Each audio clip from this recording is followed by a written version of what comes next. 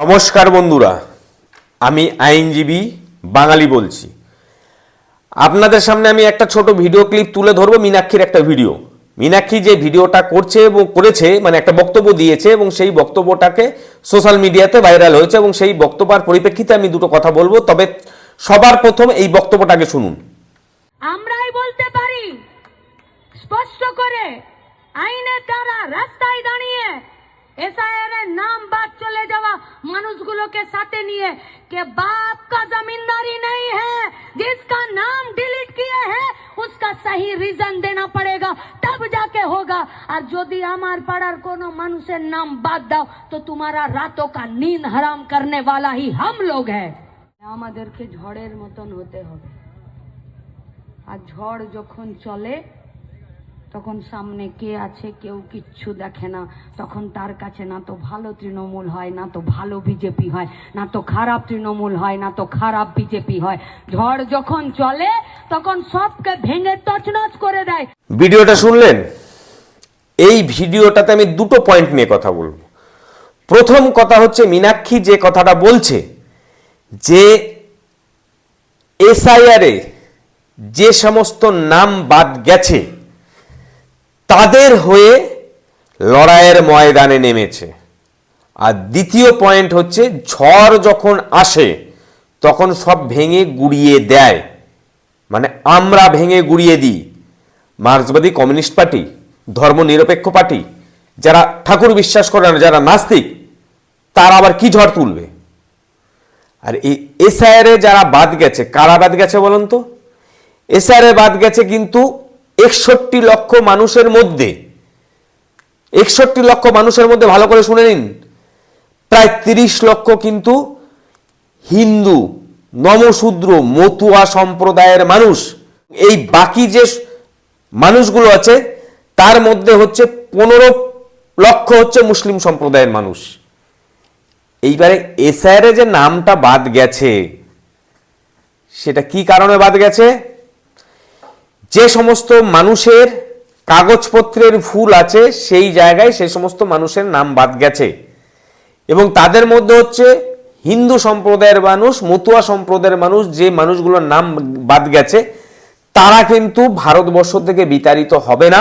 কারণ আপনিও আশা করি জানেন যে আইনটা পাশ হয়েছে 2019 সালে, যে সিএএ, সিটিজেন অ্যামেন্ডমেন্ট অ্যাক্ট, সেই জায়গা থেকে যে আইনটাকে সংশোধন করা হয়েছে সেখানে পরিষ্কার বলা আছে যে অমুসলিম সম্প্রদায়ের মানুষ যারা আফগানিস্তান, পাকিস্তান, বাংলাদেশ থেকে ধর্মীয় কারণে অত্যাচারিত হয়ে যারা আসবে অমুসলিম, তারা নাগরিকত্ব পাবে এবং তাদেরকে তাড়ানো হবে না, বিতাড়িত করা হবে না।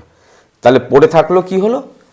মুসলিম সম্প্রদায়ের মানুষ, মানে বাংলাদেশি রোহিঙ্গা মুসলিম সম্প্রদায়ের মানুষ, মানে সেই বাংলাদেশি রোহিঙ্গা মুসলিম সম্প্রদায়ের মানুষের নাম কি এসআইআরে তুলতে চাইছেন? আর ওই যে বললেন না যে এসআইআর নিয়ে কথা বললেন যাদের নাম বাদ গেছে, তার মধ্যে বৃহত্তর সংখ্যা হচ্ছে নমশূদ্র, মতুয়া সম্প্রদায়ের মানুষ। এইবার আপনারা যখন সরকারে ছিলেন, 1977 সালে রাজ্যে যখন জ্যোতি বসু ক্ষমতায় ছিল, তখন মরিচঝাপির ঘটনা জানেন?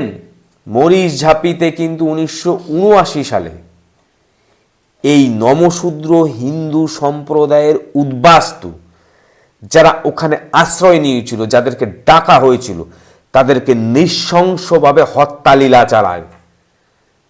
আজকে আপনারা নমশূদ্র মতুয়াদেরকে, উদ্বাস্তুদেরকে হত্যালীলা চালিয়েছেন। আর সেই নমশূদ্র, উদ্বাস্তু, মতুয়া যারা আছেন, যাদের নাম এসআইআরে বাদ গেছে, যাদের নাম এসআইআরে উঠে যাবে, তাদেরকে নিয়ে আপনি রাজনীতি করছেন। আর মুসলিমদেরকে নিয়ে কি রাজনীতি করছেন? রোহিঙ্গাদেরকে নিয়ে? আরে আপনারা হচ্ছে কি বলুন তো, মুসলিম সম্প্রদায়কে বরাবরই সাপোর্ট করে এসছেন।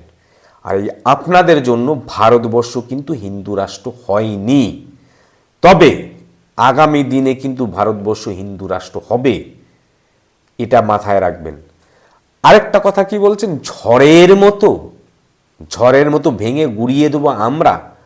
আপনাদের কি ক্ষমতা আছে ঝড়ের মতো ভেঙে গুড়িয়ে দেবেন? হিন্দু ভোট এক জায়গা চলে এসছে, আপনাদের এই মুখোশধারী চরিত্র হিন্দু সম্প্রদায়ের মানুষরা বুঝে গেছে, আর মুসলিম সম্প্রদায়ের মানুষরা আপনাদের কাছ থেকে চলে গেছে। তো আইএসএফ এর কাছেই চলে গেছে, মিমের কাছে চলে গেছে, এবং রাষ্ট্রীয় মুসলিমরা এই ভারতীয় জনতা পার্টিকে সমর্থন করছে। তা সুতরাং ওই সমস্ত ডায়লগ, বড় বড় ডায়লগ মেরে কিছু করতে পারবেন না। আপনাদের পায়ের তলার মাটি শেষ। সেই জায়গা দাঁড়িয়ে আপনারা এখন রাজনীতি, গরিব মানুষকে নিয়ে, নমসূত্র মতুয়া মানুষ যাদের এসআইআরের নাম বাদ গেছে, আর বাংলাদেশের রোহিঙ্গাদেরকে নিয়ে রাজনীতির খেলায় নেমেছেন।